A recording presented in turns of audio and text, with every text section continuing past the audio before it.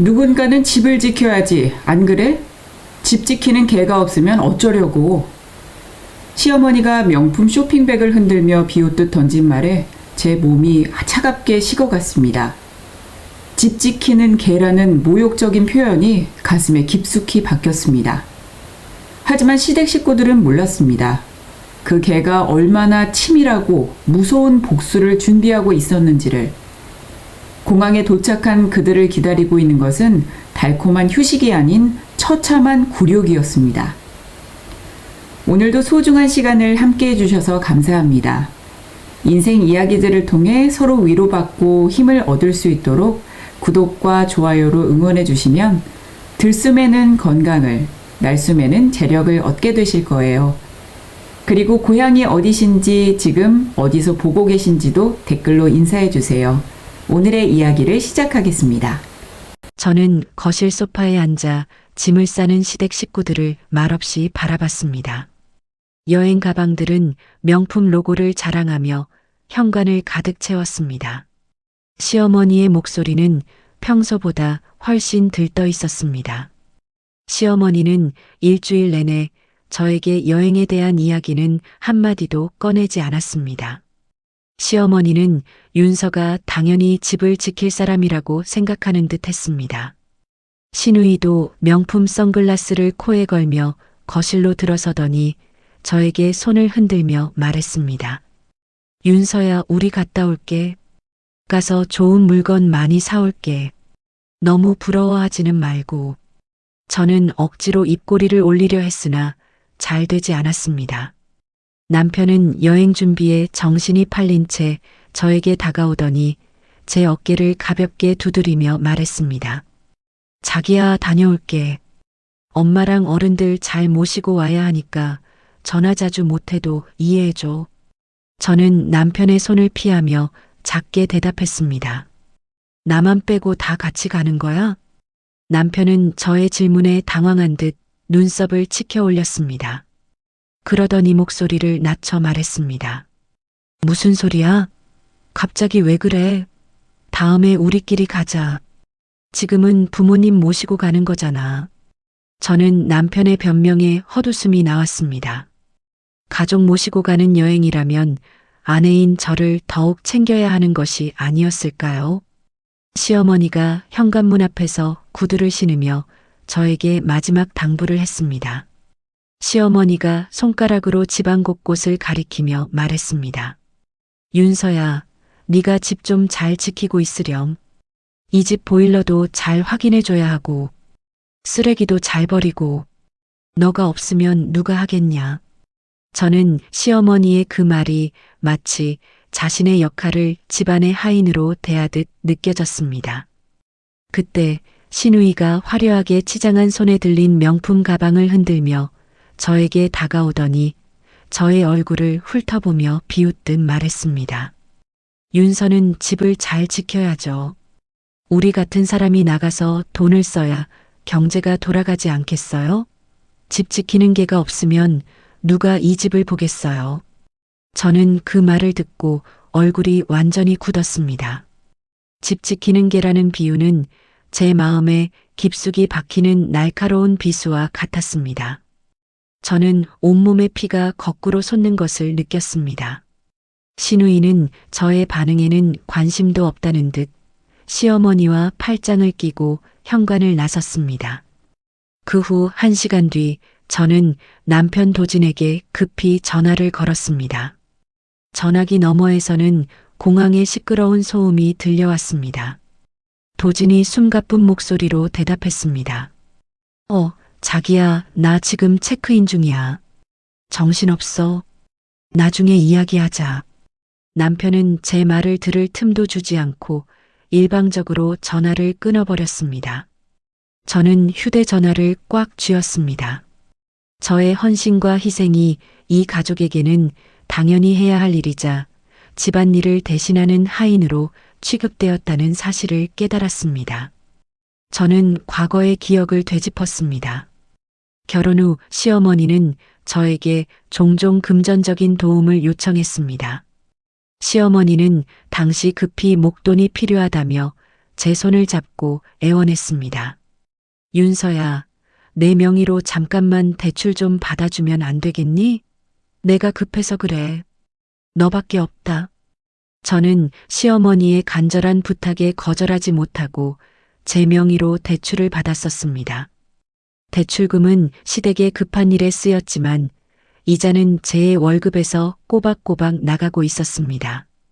또한 제 개인 비상금 통장에서도 시댁의 경조사비와 생활비가 정기적으로 인출되곤 했습니다.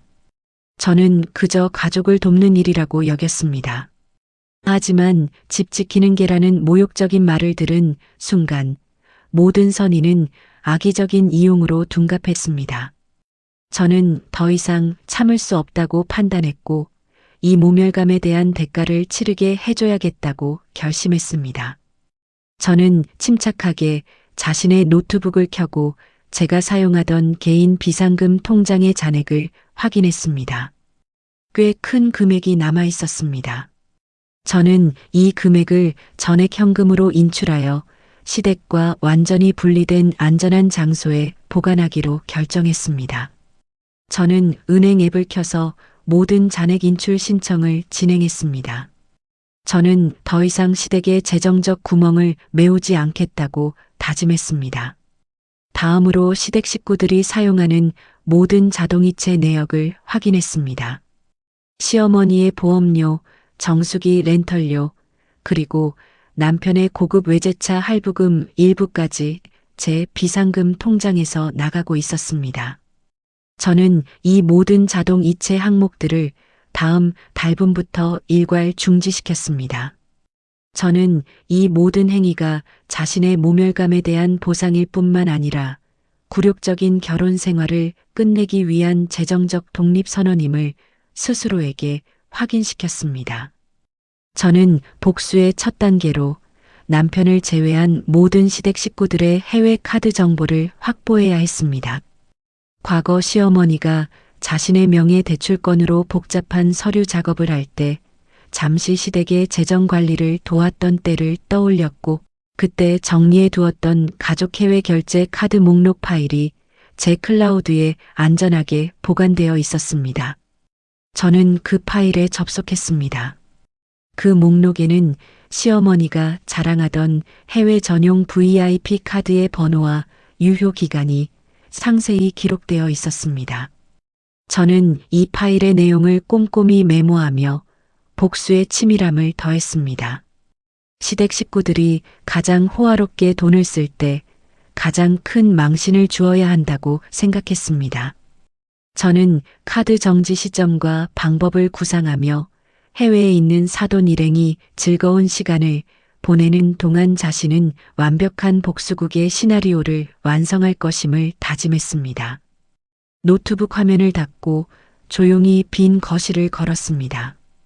이제 저에게는 더 이상 잃을 것이 없었습니다. 오직 복수와 독립만이 남아있을 뿐이었습니다. 저는 침실 책상에 앉아 며칠 동안 정교하게 작성한 카드 정지 시나리오를 검토했습니다. 시댁 식구들이 해외 골프를 즐기는 동안 이 집은 겉으로는 평온했지만 저의 내면에서는 냉정한 복수 계획이 소리 없이 진행되고 있었습니다. 저는 복수의 효과를 극대화하기 위해 시댁 식구들이 가장 많이 의존하는 고액 결제 카드들을 우선적으로 타겟했습니다. 특히 시누이가 명품 쇼핑에 주로 사용하던 해외 전용 VIP 카드가 주 목표였습니다.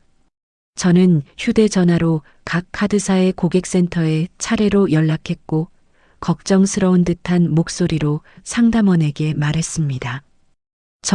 제 카드는 아니고요. 혹시 가족 카드의 명예 도용 위험 때문에 문의드렸는데요. 최근 해외 결제 관련해서 의심스러운 문자를 받아서요. 저는 상담원에게 사돈 가족 명의의 카드 번호를 제시하며 해외에서 비정상적인 사용 패턴이 감지될까봐 염려된다고 설명했습니다. 상담원은 명의자 본인이 아니므로 직접적인 조치는 어렵다고 대답했습니다.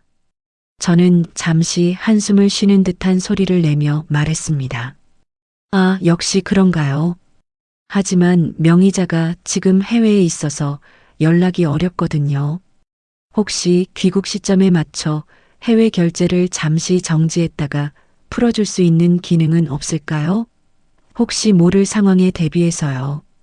상담원은 내부 규정을 확인하더니 예약 정지 및 해제 서비스가 가능하다며 요청하는 날짜와 시간을 등록해 주겠다고 대답했습니다. 저는 이 기회를 놓치지 않고 시댁 식구들이 한국에 도착하는 인천공항 예상 도착 시간에 맞춰 모든 카드의 해외 사용을 일괄 정지하도록 예약했습니다. 그리고 마지막으로 신신당부했습니다. 정지 시점은 해외 결제는 물론이고 국내에서의 모든 ATM 현금 인출 기능도 함께 멈춰주세요. 완벽하게 차단하고 싶습니다. 상담원은 요청대로 정지 범위를 전면 정지로 설정하고 예약 처리를 마쳤습니다. 이제 저의 복수 시계는 정확한 시각을 향해 움직이기 시작했습니다. 저는 복수 실행 후 남편과의 법적 분리를 염두에 두고 있었기 때문에 이혼 전문 변호사에게 비밀리에 연락해 상담을 요청했습니다. 변호사는 시댁 식구들의 재산 관련 불투명한 부분을 입증할 증거를 수집하는 것이 이혼 소송에서 매우 유리하다고 조언했습니다. 저는 변호사의 조언을 떠올리며 남편의 방에 보관되어 있던 서류들을 조심스럽게 살펴보았습니다. 남편은 평소 서류를 잘 정리하지 않는 습관이 있었습니다. 저는 남편의 책상 깊숙한 곳에서 시어머니 명의로 된 해외 부동산 투자 관련 서류와 복잡한 자금 이동 기록을 발견하고 즉시 해당 서류들을 복사했습니다. 이 서류들은 시댁이 제명의 대출을 이용했던 과거와 맞물려 그들의 재정적 불투명성을 입증하는 중요한 증거가 될 수 있었습니다. 저는 증거 확보를 마치자 남은 시간 동안 저의 미래를 위한 준비에 몰두했습니다. 저는 개인 사업 미팅을 대비하여 친환경 펜용품 쇼핑몰의 사업 계획서를 더욱 구체화했습니다. 저는 사돈에게 모욕당했던 집 지키는 개라는 말을 아이러니하게도 집 지키는 멍멍이라는 브랜드 캐릭터로 역이용할 구상을 했습니다. 이 캐릭터는 유기견 보호에 대한 윤서의 진심을 담아 선한 이미지를 구축할 계획이었습니다. 해외에 있던 시어머니는 마지막 날 대규모 쇼핑을 즐기며 명품 시계를 구매하려 했습니다.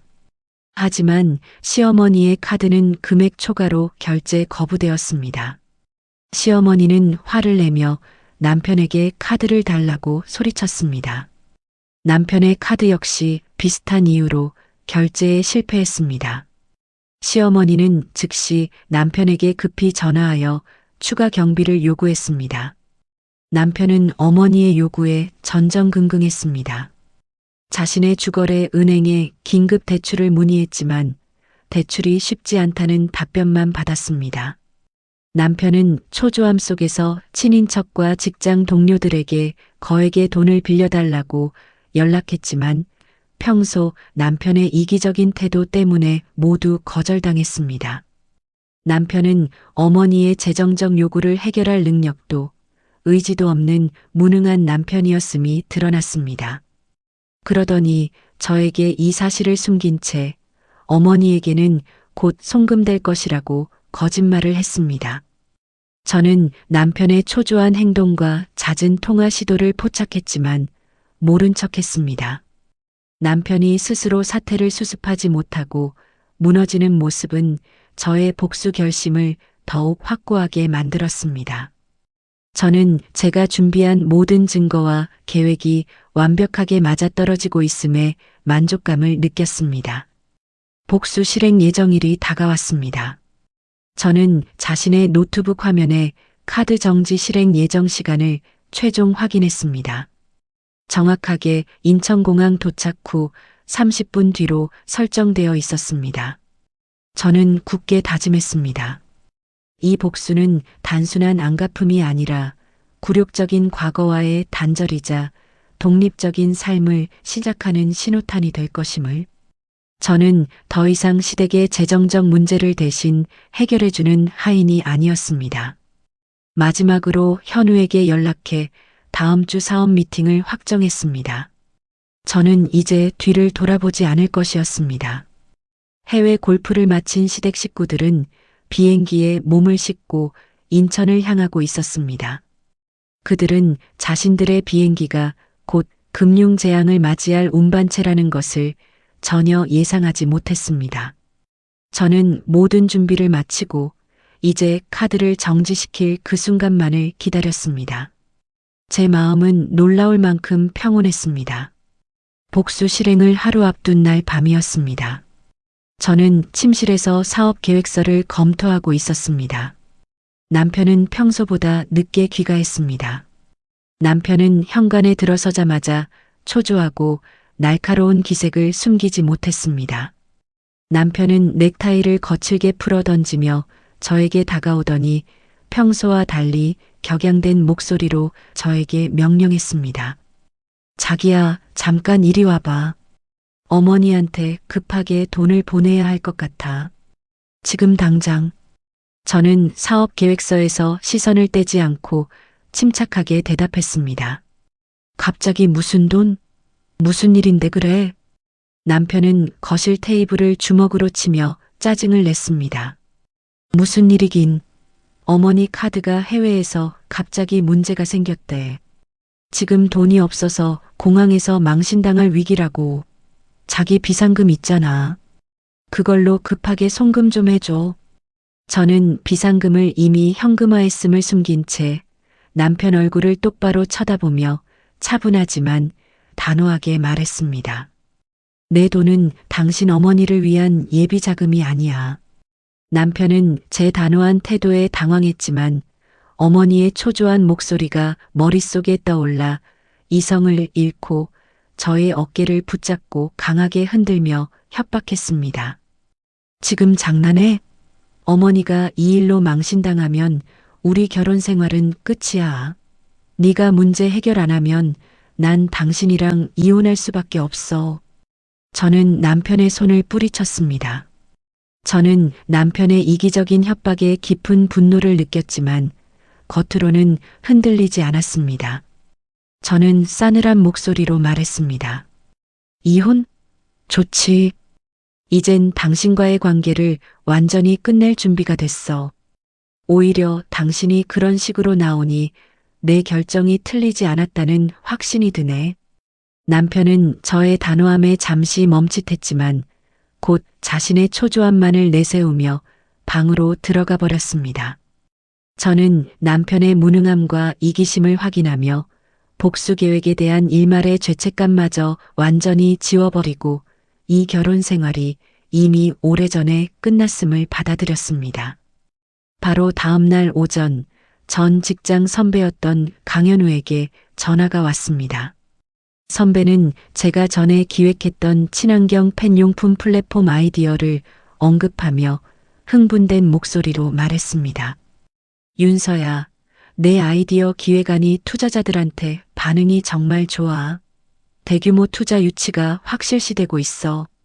당장 만나서 자세한 이야기 좀 해야겠어. 선배의 전화는 남편의 이기적인 협박으로 인한 절망 속에서 저에게 운명적인 희망을 가져다 주었습니다. 저는 즉시 미팅 장소로 향했습니다. 선배는 미팅 장소에서 구체적인 사업 계획과 투자 규모를 제시하며 제 아이디어가 충분히 시장성을 가지고 있다고 말했습니다.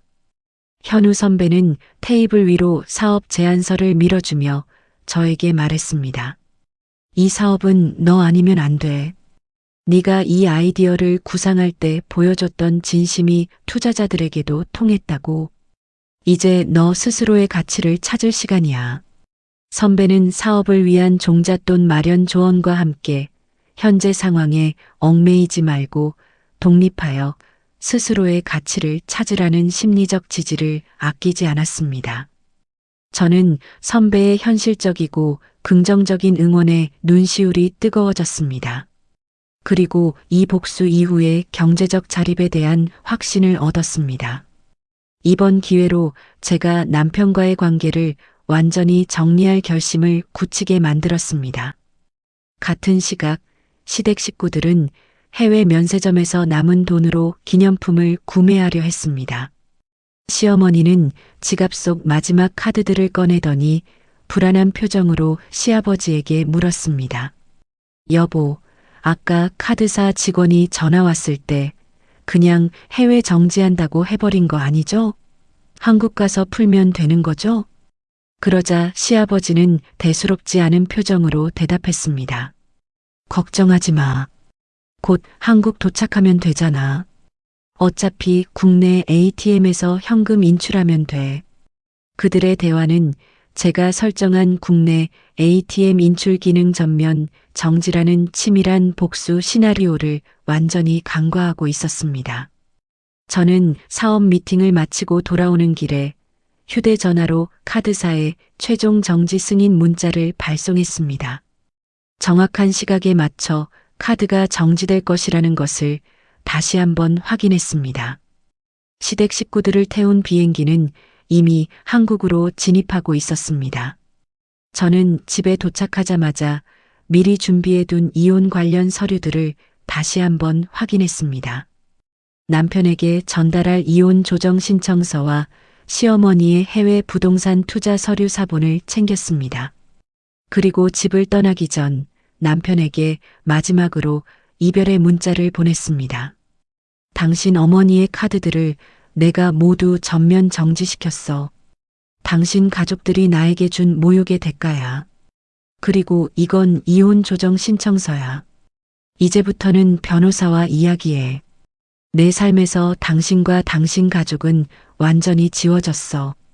저는 문자를 보낸 후 투자금으로 마련한 임시 독립 오피스텔로 미련 없이 발걸음을 옮겼습니다. 저는 과거를 상징하는 모든 물건을 뒤로하고 홀로 서기를 통해 얻은 해방감을 만끽했습니다. 남편은 제가 문자를 보고 모든 상황을 깨달았습니다. 어머니의 카드 정지, 그리고 이혼. 자신의 나약함과 윤서의 치밀함에 경악하며 무너져 내렸습니다. 저는 오피스텔에 도착해 짐을 풀었습니다. 밤하늘을 올려다보며 이제 더 이상 집 지키는 개가 아닌 자신의 정원을 가꾸는 주인임을 확신했습니다. 새로운 삶에 대한 기대감과 함께 제 완벽한 복수극은 이제 막 절정을 향해 달려가고 있었습니다. 시댁 식구를 태운 비행기가 인천국제공항 활주로에 착륙하는 순간이었습니다. 제가 설정한 모든 카드 전면 정지 예약은 정확한 시각에 발동되었습니다. 시스템은 명예 도용 위험을 감지했다는 명목으로 시어머니를 비롯한 모든 가족 카드의 해외 및 국내 사용을 일괄적으로 차단했습니다. 시댁 식구들은 입국 심사를 마치고 짐을 찾았습니다. 시어머니는 마지막 남은 외화를 한국 돈으로 바꾸기 위해 공항 내 환전소로 향했습니다. 시어머니가 환전소 직원에게 명품 지갑 속 카드를 내밀며 말했습니다. 이걸로 남은 돈 좀 찾고 환전할게요. 직원은 카드를 기계에 넣고 잠시 확인하더니 고개를 갸웃거렸습니다. 직원이 시어머니에게 정중하게 설명했습니다. 고객님, 카드가 정상적으로 인식되지 않습니다. 분실 및 해외 부정 사용 위험으로 전면 정지 처리되었다는 메시지가 뜹니다. 카드사에 문의해 보셔야 할 것 같습니다. 시어머니는 당황했지만 단순한 기계 오류라 생각했습니다. 그리고는 다른 카드를 꺼내 ATM 기계로 향했습니다. 국내에 도착했으니 현금 인출은 당연히 될 것이라고 믿었습니다. 해외에서만 문제가 있었나 보네. 한국에서는 괜찮겠지. 시어머니는 카드 비밀번호를 누르고 현금 인출을 시도했습니다. 하지만 화면에는 다시 한번 거래, 정지 오류 문구만 선명하게 떠올랐습니다. 다른 가족들의 카드 역시 마찬가지였습니다. 시어머니의 얼굴이 새파랗게 질렸습니다. 주머니를 뒤져봤지만 해외에서 현지 화폐를 다 써버려 한국 돈은 동전 몇 개밖에 없었습니다. 시어머니가 시아버지에게 다급하게 말했습니다. 여보, 이거 무슨 일이야? 카드 3개가 다 안 돼. 지금 택시도 못 타게 생겼어요. 신우이는 초조함에 휴대전화를 꺼내 남편에게 전화를 걸었습니다. 남편은 어머니의 카드가 정지되었다는 윤서의 문자를 이미 확인했기에 전화를 일부러 받지 않았습니다. 남편은 초조함에 방안을 서성이다가 전화를 끊어버렸습니다. 발이 묶인 시어머니는 결국 제게 직접 전화를 걸었습니다. 목소리는 분노와 당황스러움으로 심하게 떨리고 있었습니다. 시어머니가 휴대전화에 대고 목소리를 높였습니다. 너 지금 무슨 짓을 한 거야? 내 카드가 왜 정지됐어? 당장 풀어달라고. 저는 이미 독립 오피스텔에 도착해 짐을 정리하고 있었습니다. 그녀는 수화기 너머의 정여사 목소리를 듣고도 전혀 동요하지 않았습니다. 저는 시어머니에게 또렷하게 말했습니다.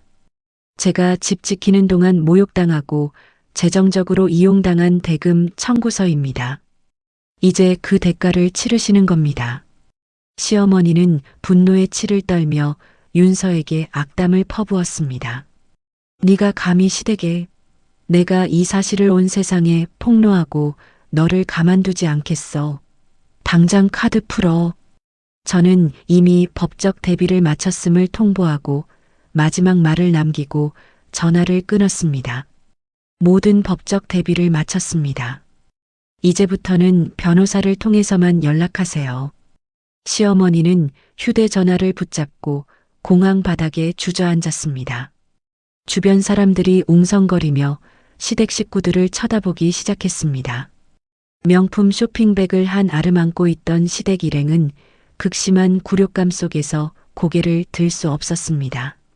현금이 없으니 공항 내 그 흔한 커피 한 잔도 마실 수 없었고 택시나 리무진 버스는커녕 지하철을 탈 교통카드 한 장 살 수 없었습니다. 시댁 일행들은 평소 오만했던 태도 때문에 지인들에게 연락해도 선뜻 돈을 빌려주겠다는 사람이 없었습니다.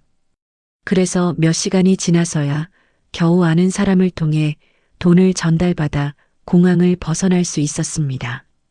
같은 시각 저는 남편 도진에게 이혼 조정 신청서 사본과 함께 시어머니의 해외 부동산 투자 서류 사본을 첨부한 통보 문자를 발송했습니다.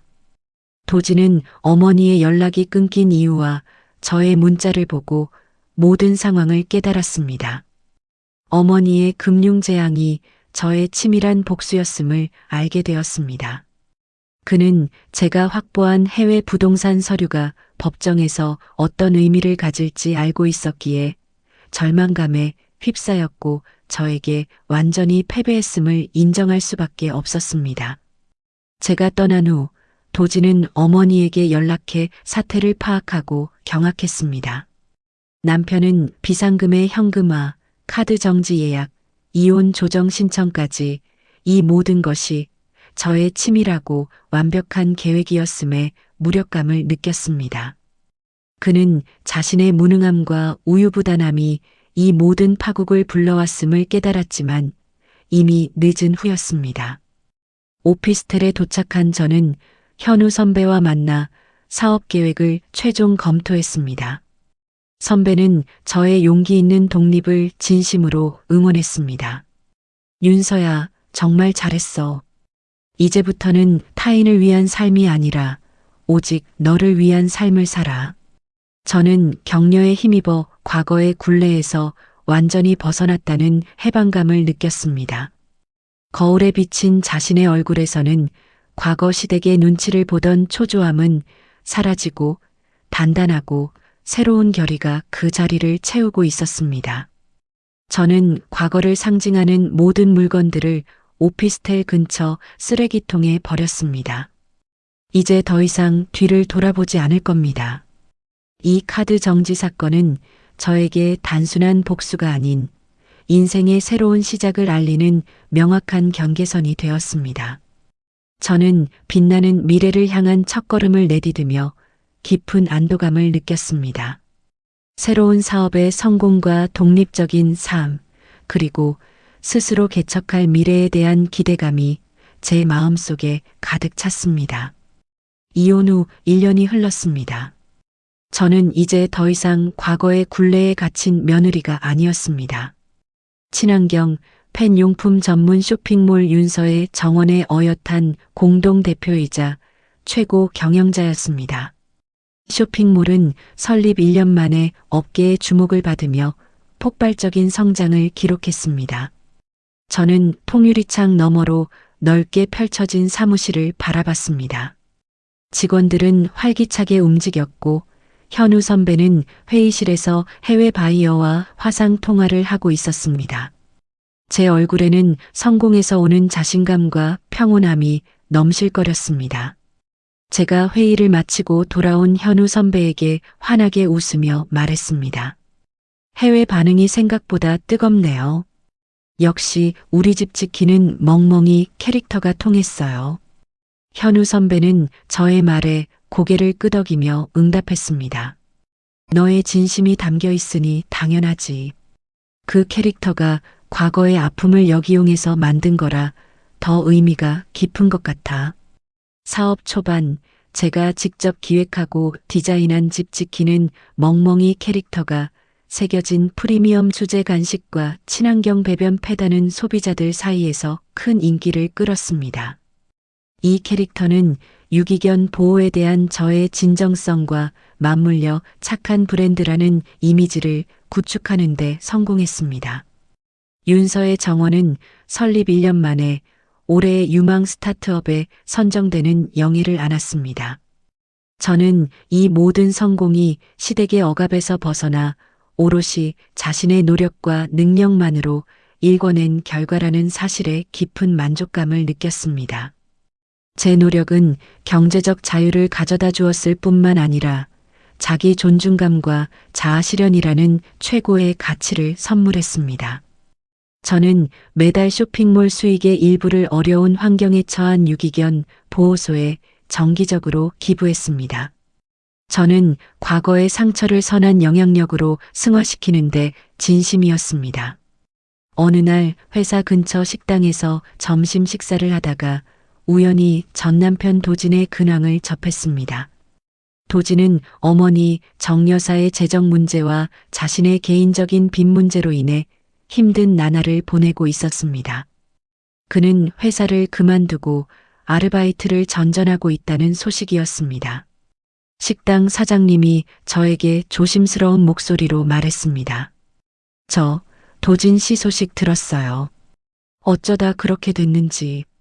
최 사장님은 이렇게 잘 되셨는데 저는 그의 소식에 아무런 감정이 느껴지지 않았습니다. 저에게 도진은 이미 완전히 잊혀진 과거의 인물이었습니다. 저는 휴대전화로 도진이 보냈던 뒤늦은 후회와 재결합 의사를 담은 문자를 다시 한번 확인했습니다. 하지만 단호하게 답장조차 하지 않았고 과거의 잘못된 인연을 완전히 끊어냈습니다. 시댁 일행 역시 공항 카드 정지 사건 이후 사회적 평판 하락과 카드 빚으로 인해 경제적으로 큰 타격을 입고 몰락의 길을 걷고 있었습니다. 그들은 과거의 호화로운 생활을 유지할 수 없게 되자 서로를 탓하며 불행을 키워가고 있었습니다. 저는 사업 성공을 축하하기 위해 쇼핑몰 직원들과 소박하지만 따뜻한 축하 파티를 열었습니다. 직원들은 저의 성공 스토리를 알았기에 진심으로 그녀를 축하했습니다. 파티 도중 저는 현우 선배에게 진심으로 감사함을 표현했습니다. 선배 덕분에 제가 여기까지 올 수 있었어요. 선배의 믿음이 저를 살렸어요. 고마워요. 현우 선배는 저를 따뜻하게 바라보며 말했습니다. 아니야. 너의 용기와 사업가로서의 재능이 이 모든 걸 만든 거야.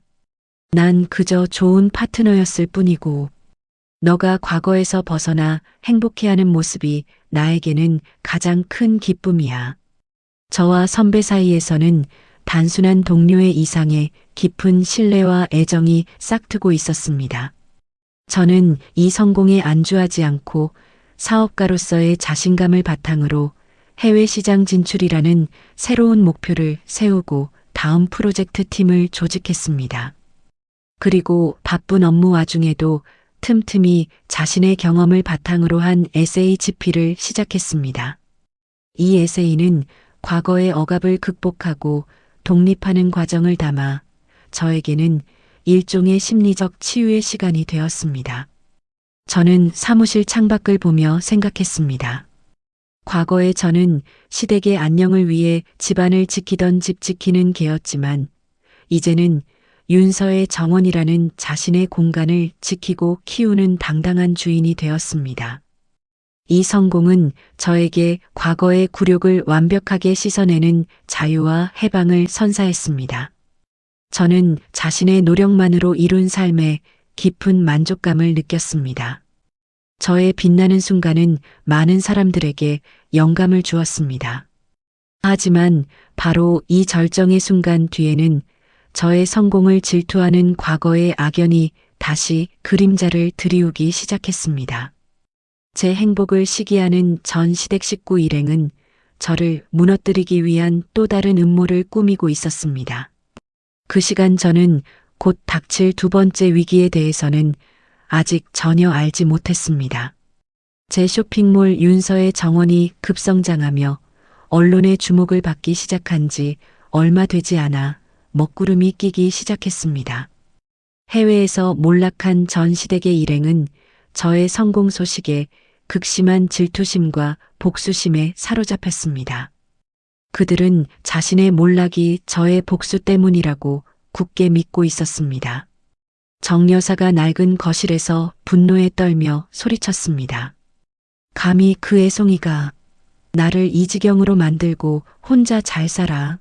저 성공, 내가 반드시 짓밟아 줄 거야. 정 여사는 과거 알고 지내던 언론계와 금융계의 끈을 동원하기 시작했습니다. 그녀는 익명성이 보장되는 온라인 커뮤니티와 일부 타블로이드 매체를 통해 윤서의 정원에 대한 악의적인 루머를 조직적으로 퍼뜨렸습니다. 루머의 내용은 충격적이었습니다. 쇼핑몰의 설립 자금이 해외 불법 자금 세탁을 통해 마련되었다는 것이었습니다. 정 여사는 과거 제가 확보했던 시어머니의 해외 부동산 투자 서류 정보를 악용했습니다. 정 여사가 자신에게 협력하는 언론인에게 귓속말하듯 말했습니다. 윤서가 확보했던 그 해외 서류들을 역이용해서 마치 윤서가 불법 투기 자금을 세탁한 것처럼 보이게끔 기사를 흘려요. 자금이 투명하지 않다는 의혹만으로도 충분합니다. 이 루머는 마치 들불처럼 온라인에 퍼져나갔습니다. 결국 일부 타블로이드 매체들은 사실 확인 없이 윤서의 정원 CEO, 검은 돈 의혹이라는 제목으로 선정적인 기사를 쏟아내기 시작했습니다. 이 소문은 제 사업에 치명타를 입혔습니다. 제가 정성을 들여 만든 친환경 수제 간식에 대한 소비자들의 신뢰가 한순간에 무너졌습니다. 그리고 쇼핑몰 게시판에는 불매 운동을 촉구하는 악성 댓글과 문의가 폭주했습니다. 회의실에서 급하게 매출 보고서를 확인하자 매출은 전주 대비 70% 이상 급감한 상태였습니다. 제가 굳은 얼굴로 현우 선배에게 말했습니다. 이건 단순한 루머가 아니에요. 누군가 의도적으로 우리를 공격하고 있어요. 자금 출처까지 언급하는 걸 보면 우리 내부 사정을 아는 사람일 가능성이 높아요. 엎친 데 덮친 격으로 정 여사는 저의 사업을 완전히 무너뜨리기 위해 경쟁 업체들을 거액으로 사주했습니다. 정 여사는 자신의 몫을 챙겨주겠다며 경쟁 업체들에게 은밀하게 제안했습니다. 경쟁 업체들은 정 여사의 사주를 받아 윤서의 정원의 핵심 협력사들에게 압력을 가했습니다.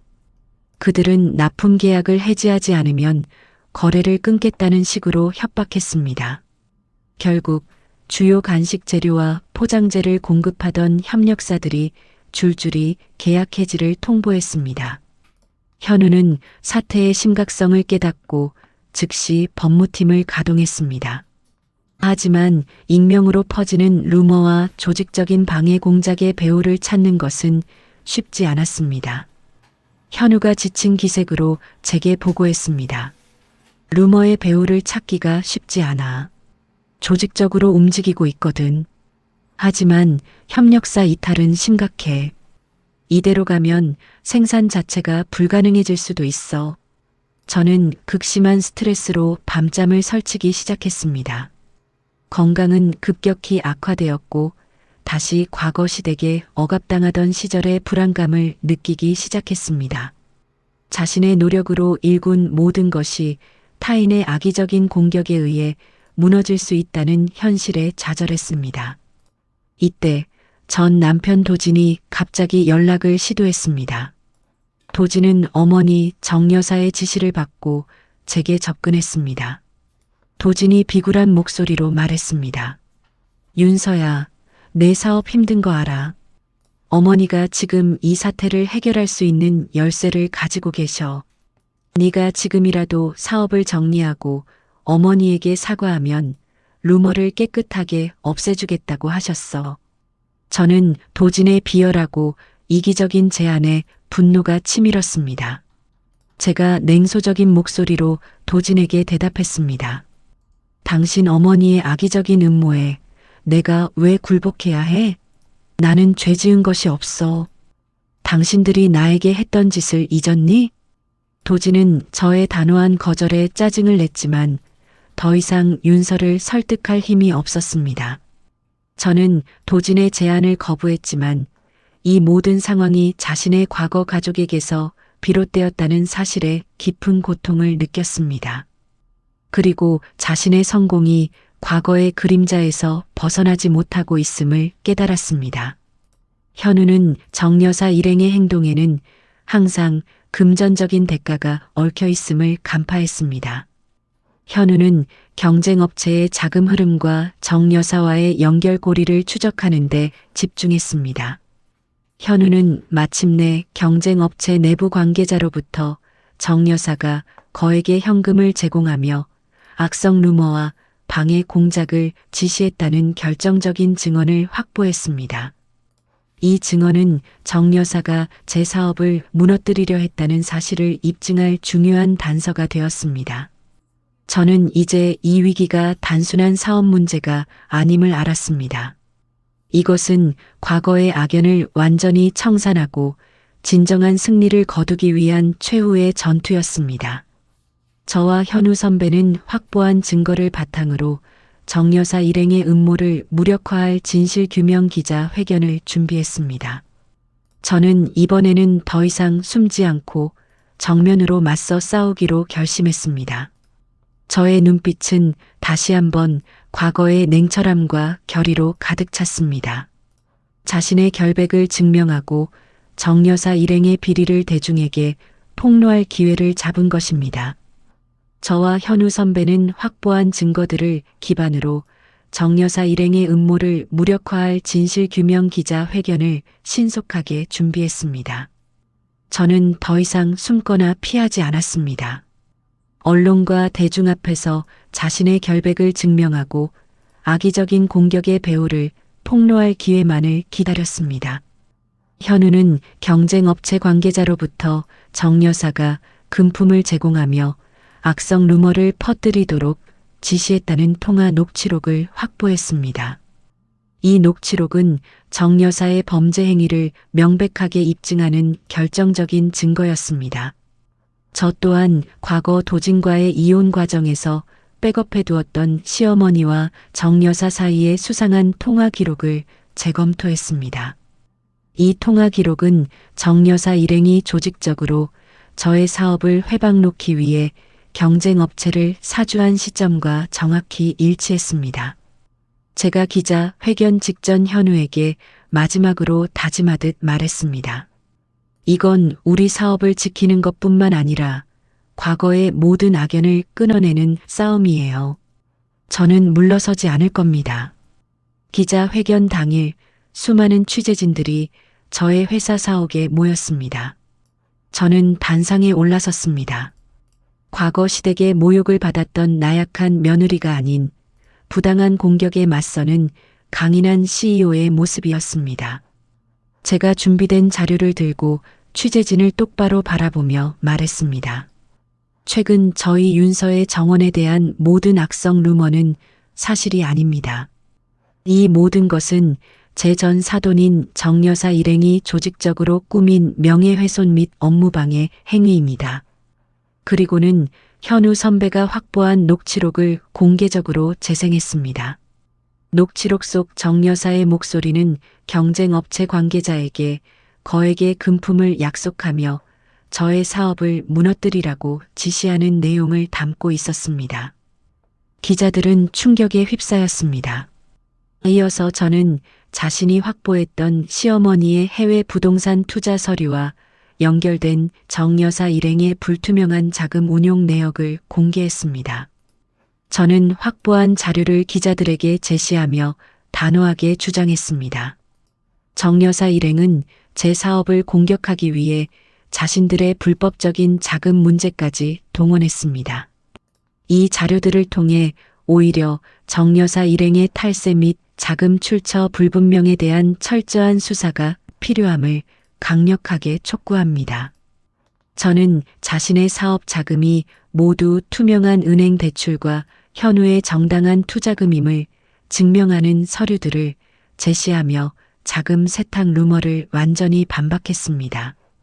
이제 모든 재정 흐름이 합법적임을 명확히 밝혔습니다. 기자 회견 이후 여론은 완전히 뒤집혔습니다.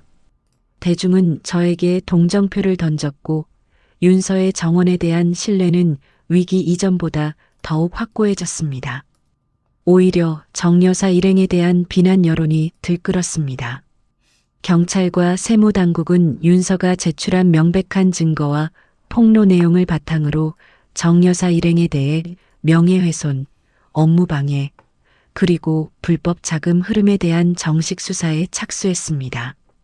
정 여사 일행은 모든 비리가 공개적으로 드러나자 패닉에 빠졌습니다. 정 여사가 수화기를 붙잡고 경악하며 소리쳤습니다. 말도 안 돼. 그 서류를 윤서가 가지고 있을 줄이야. 내 모든 게 무너지고 있어. 저의 치밀한 반격은 정 여사 일행에게 회복 불가능한 타격을 입혔습니다. 저는 사업적 신뢰를 회복하기 위해 대규모 고객 감사 이벤트를 즉시 진행했습니다. 소비자들은 용기 있는 CEO를 응원하며 다시 윤서의 정원으로 돌아왔습니다. 매출은 급격히 회복되었고 이전 수준을 뛰어넘는 성장세를 기록했습니다. 저는 이 모든 과정에서 자신을 지지하고 조력해준 현우 선배에게 다시 한번 감사를 표했습니다. 선배는 저의 용기와 지혜에 감탄했고 저희의 파트너십은 더욱 공고해졌습니다. 현우 선배는 제 손을 잡으며 확신에 찬 목소리로 말했습니다. 너는 이제 어떤 공격에도 무너지지 않을 거야. 스스로의 힘으로 모든 것을 증명해냈어. 이 두 번째 위기는 저에게 단순히 사업을 구하는 것을 넘어 과거의 악연을 법적으로, 사회적으로 완전히 청산하는 결정적인 계기가 되었습니다. 저는 이제 더 이상 피해자가 아닌 승리자이자 정의를 구현한 인물로 대중에게 각인되었습니다. 정 여사 일행에 대한 수사 결과는 신속하게 진행되었습니다. 제가 제출한 명백한 증거와 자금 운용 내역 폭로로 인해 정 여사 일행은 명예훼손 및 업무방해 혐의로 법적 처벌을 받았습니다. 특히 불법적인 자금 흐름에 대한 세무조사가 확정되면서 이들은 거액의 추징금을 부과받았고 결국 보유했던 재산 대부분을 잃으며 사회적 지위를 완전히 상실했습니다. 전 남편 도지는 어머니의 몰락과 저의 성공적인 재기에 큰 충격을 받았습니다. 그는 자신의 우유부단함과 나약함이 불러온 비극적인 결과를 뒤늦게 후회했지만 이미 저에게 연락할 자격조차 없었습니다. 그는 결국 회사에서도 퇴출당하고 빚과 죄책감 속에서 초라하게 살아가야 했습니다. 모든 법적, 사회적 갈등이 깨끗하게 정리된 후 저는 현우 선배와 더욱 깊어진 신뢰와 애정을 바탕으로 결혼하여 새로운 가정을 꾸렸고 사업 파트너를 넘어 인생의 동반자가 되었습니다. 저희는 윤서의 정원을 단순한 쇼핑몰을 넘어 글로벌 친환경 펜용품 기업으로 성장시키는 데 매진했습니다. 저희의 진심과 저의 뛰어난 기획력이 시너지를 내면서 윤서의 정원은 업계의 선두주자로 자리매김했습니다. 저는 사업가로서의 성공에 만족하지 않았습니다. 자신이 겪었던 억압과 고난을 잊지 않고 이를 사회에 환원하기로 결심했습니다. 여성 자립을 위한 멘토링 프로그램을 개설하여 과거의 자신과 비슷한 처지에 놓인 여성들에게 경제적 독립과 심리적 치유를 위한 강연을 시작했습니다. 그리고 저의 이야기는 많은 이들에게 희망과 용기를 주었습니다. 결혼 후 2년 저는 자신의 파란만장한 인생 역전 스토리를 담은 자서전을 출간했습니다. 책은 출간 즉시 베스트셀러에 올랐고 윤서는 베스트셀러 작가로도 이름을 알리며 사회적 영향력을 넓혀갔습니다. 저희는 정기적으로 유기견 보호소에 방문하여 봉사활동과 기부를 이어갔습니다. 과거 모욕적인 집 지키는 개라는 단어를 선한 영향력의 상징으로 완벽하게 승화시켰습니다. 에필로그 5년 후 저희는 한적한 교회에 위치한 아름다운 집에서 사랑하는 반려견들과 함께 평화로운 일상을 보내고 있었습니다. 넓은 정원에는 윤서의 정원이라는 이름에 걸맞게 다양한 꽃들이 피어 있었습니다. 현우 씨는 정원에서 반려견들과 놀아주는 윤서에게 따뜻하게 웃으며 말했습니다. 윤서야, 오늘은 정말 평화롭다. 제가 현우에게 다가가 그의 팔짱을 끼며 대답했습니다. 맞아요. 과거에는 남의 집을 지키는 것에 목숨 걸었지만 이제는 내 인생의 주인이 되어 이 평화를 지킬 수 있게 되었어요. 저는 이제 어떤 외부의 공격이나 악의에도 흔들리지 않는 내면의 단단함을 갖추었습니다. 과거 시댁의 굴레에서 완전히 벗어나 자신의 노력과 현우의 진정한 사랑으로 일군 삶에 깊은 만족감을 느꼈습니다. 한편 정여사 일행은 경제적 빈곤과 사회적 멸시 속에서 비참한 나날을 보내고 있었습니다. 그들은 과거의 호화로운 생활을 잃은 것에 대해 서로를 탓하며 불화했습니다. 정여사가 좁고 낡은 방에서 텔레비전을 켜자 뉴스 화면에는 제가 여성 리더십 강연을 하는 모습이 나오고 있었습니다. 정여사가 분노와 질투가 뒤섞인 목소리로 텔레비전 화면에 대고 소리쳤습니다. 저게 다 나 때문이야. 내가 그 애송이에게 집 지키는 게라고 하지 않았으면 지금쯤 내가 여기 있진 않았겠지. 정 여사는 자신의 이기심과 모욕적인 언행이 결국 자신의 몰락을 불러왔음을 뒤늦게 깨달았지만 후회는 이미 너무 늦어버린 뒤였습니다. 전 남편 도지는 홀로 고립되어 살면서 과거 제가 보냈던 이혼 통보 문자를 다시 확인했습니다. 그는 그때 저의 진심을 외면하고 어머니 편을 들었던 자신의 과오를 반성했습니다. 도지는 윤서의 복수가 자신에게 가해진 정당한 심판이었음을 인정할 수밖에 없었습니다. 저는 현우 씨와 함께 석양을 바라보며 미래를 설계했습니다. 과거의 상처가 자신을 더욱 강하게 만들고 진정한 행복이 무엇인지 깨닫게 해준 값진 경험이었음을 되새겼습니다. 윤서의 삶은 이제 악연의 그림자에서 완전히 벗어나 스스로 개척한 자유와 성공, 그리고 사랑이라는 이름의 찬란한 결실을 맺었습니다. 이 이야기는 통쾌한 복수극을 넘어 한 인간의 고난 극복과 아름다운 성장을 담은 감동적인 서사로 완성됐습니다. 오늘의 이야기가 여러분 마음에 잔잔한 울림을 주었길 바랍니다. 이런 감동이 더 많은 분들께 전해질 수 있도록 구독과 좋아요로 힘을 보태주세요. 그리고 사연 속 주인공에게 전하고 싶은 응원의 메시지를 댓글로 남겨주시면 그 따뜻함이 또 다른 누구에게 희망이 될 거예요. 감사합니다.